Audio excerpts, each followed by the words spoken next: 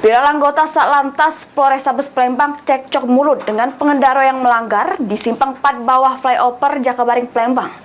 Kasat Lantas Polrestabes Palembang AKBP Yani Diarti beber ke kronologinya. Gak apa-apa, Mbak merekam saya ya? Iya, saya pengen tahu aja.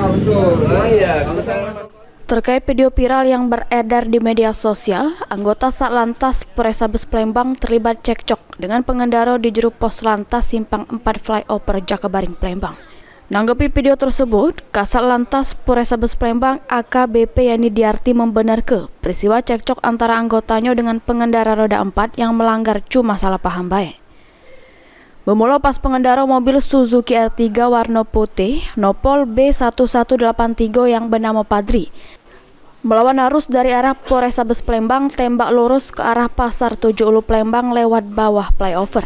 Selik mobil tersebut melakukan pelanggaran, anggota yang berada di pos langsung ngejar sehingga pengendara dibawa ke pos untuk dilakukan penilangan.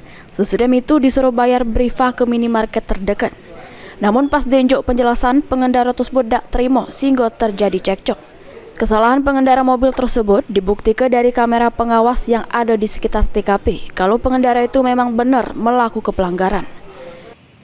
Melihat karena memang pada saat posisi itu memang jelas tidak boleh dilalui, sehingga pengemudi kendaraan yang lain itu sangat cukup ribut dengan menyembunyikan klakson seperti itu karena memang sangat rawan sekali terjadi kecelakaan, sehingga anggota mengejar kemudian menghentikan kendaraan pelanggar, menyampaikan bahwa pelanggaran ataupun kesalahan yang dilalui dan sempat terjadi ketidakcocokan.